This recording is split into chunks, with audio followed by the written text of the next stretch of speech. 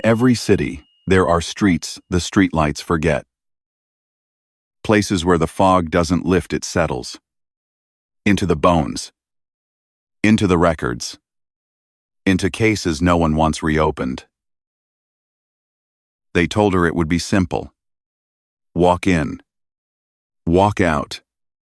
Don't look back. But nothing in this world stays buried. And everyone looks back, eventually. Some crimes don't end when the sirens fade. They send out waves. Through testimony. Through memory. Through the people who survive them. They reverberate. Help me. This is one of those cases. This is reverberating noir.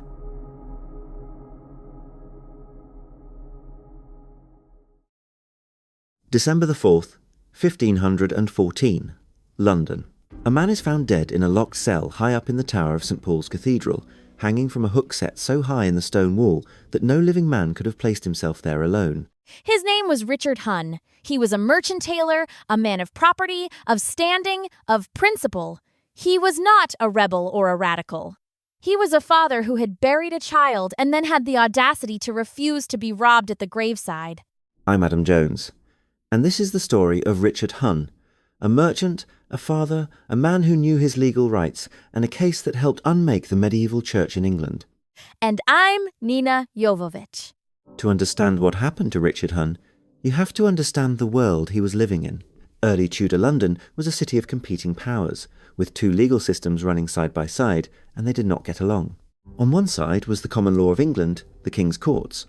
On the other, the canon law of the Church, ecclesiastical courts operating under papal authority. And the church wasn't shy about using that power. If you ran afoul of a priest, bishop, or chancellor, you could find yourself hauled before an ecclesiastical court with no recourse to the king's justice. For London's merchants and lawyers, this had become a serious grievance. Fortunes eaten away by clerical fees and death duties. The resentment had been building for decades.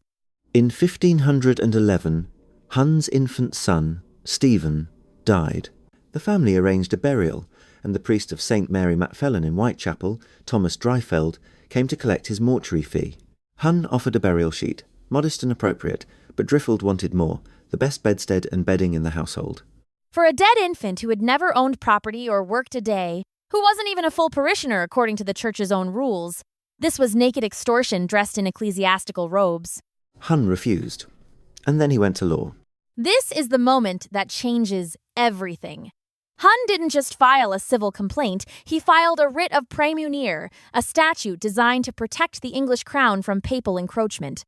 By invoking Praemunire, Hunne argued the king's law was supreme and church courts had no right to do what they were doing.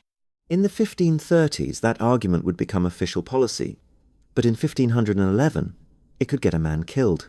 The church's response was not a legal counter-argument, it was an accusation of heresy. Hunne was arrested and imprisoned in the Lollards Tower at St. Paul's. The charge, heresy.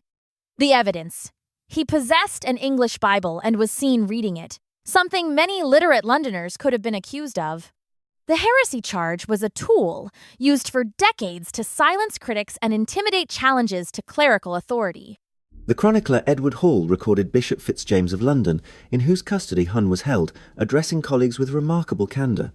His goal was not to prove Hunne's heresy, but to defame him. Hall records Fitzjames saying Hunne is an heretic, and so we will so defame him that the temporality shall not think him to be a good man. That's not a bishop pursuing a spiritual concern.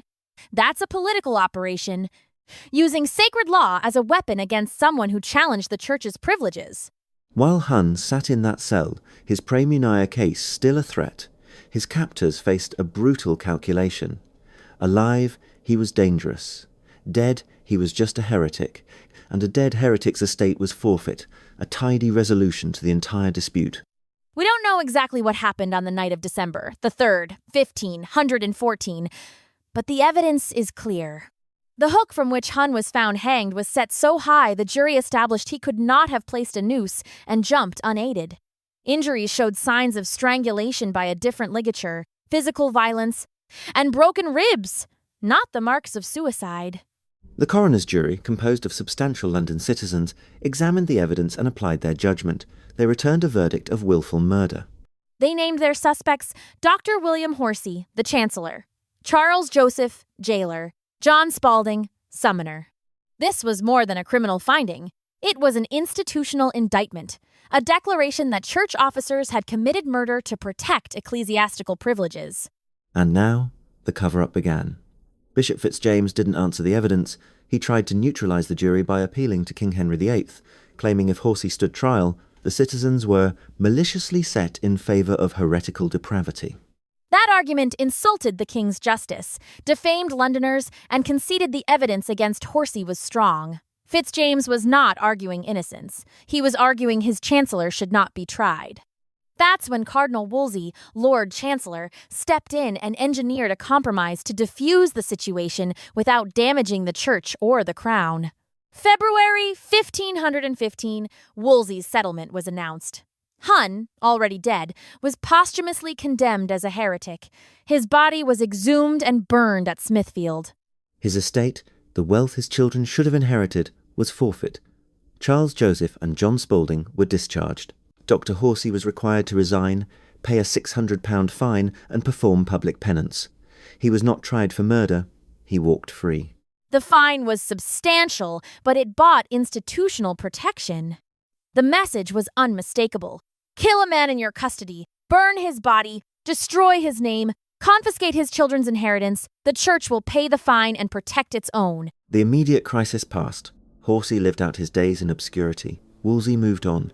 But the Hunne case lived on in public memory, becoming a story repeated in London's merchant communities, a tale of a sympathetic victim, a vindictive church, a burned corpse, and a justice system bent to protect the powerful. Historian G.R. Elton called the Hunne case a direct precursor to the great jurisdictional conflicts of the 1530s, when Henry VIII stripped the church of the privileges that Fitzjames and Horsey defended. The questions Hunne's Praemunire raised are churchmen subject to the king's law? Can clerics be tried before secular courts? Were the same issues the Reformation Parliament answered with the Acts of Supremacy and Submission of the clergy. Richard Hunne didn't start the English Reformation, but his broken body helped build it. The English Church of 1514 wasn't full of villains. It had men of faith and learning. But it was also an institution with enormous wealth and power, and it developed a powerful instinct for self-preservation that could override every other consideration, including justice. That instinct, we've seen it since, in cover-ups of institutional abuse by religious organizations in our own era, in the protection of powerful figures from legal accountability by corporations, governments, churches. The mechanisms change. The logic is identical. Reputation above truth, institutional survival above justice. Pay the fine, walk away, and let the victim burn. But here is what also endures. The coroner's jury. They weren't great men, just citizens, merchants, tradesmen like Hunne. They faced enormous pressure, but delivered a fair verdict anyway. They examined the evidence, applied their judgment, and named the powerful men they believed responsible for murder. They were overridden. Their verdict was buried by a political compromise. But it stands in the historical record as an act of civic courage, a reminder that the rule of law depends not on the goodwill of the powerful, but on ordinary people's willingness to speak the truth. Richard Hunne deserved better than a posthumous burning, a confiscated estate, and a destroyed reputation. That he did not receive justice is a verdict on the institution that killed him and the system that protected his killers. But we can still read the evidence, trace the logic, and name what was done to him as a form of reckoning, however belated. A merchant tailor in a locked cell, a hook set too high on a stone wall, a jury of ordinary men who told the truth, and an institution that burned a dead man's body to keep the truth buried. The English Reformation was shaped not just by great forces, but by the weight of cases like this, where the church chose privilege over justice, and in the end, the cost was everything.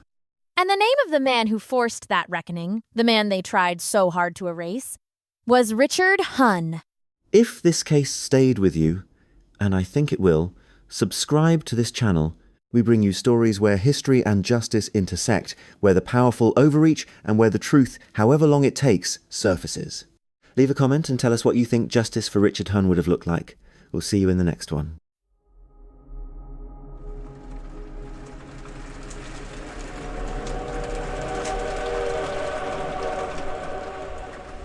And so the file closes. But the case doesn't. Not for the families. Not for the witnesses who still pause before answering questions. Not for a city that remembers, even when it pretends not to.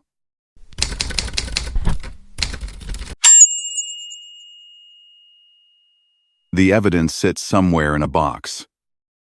The photographs fade. The names are spoken less often. But the echoes remain. If this story stayed with you, if you felt that silence at the end of each unanswered question, subscribe to the channel. Not for us. For the stories that never got a second look. For the voices that were cut short. For the cases that refuse to stay buried. Because the truth doesn't disappear. It waits. And as long as the questions are still unanswered, the case isn't over. It's just waiting for someone to look again. And here, it keeps reverberating.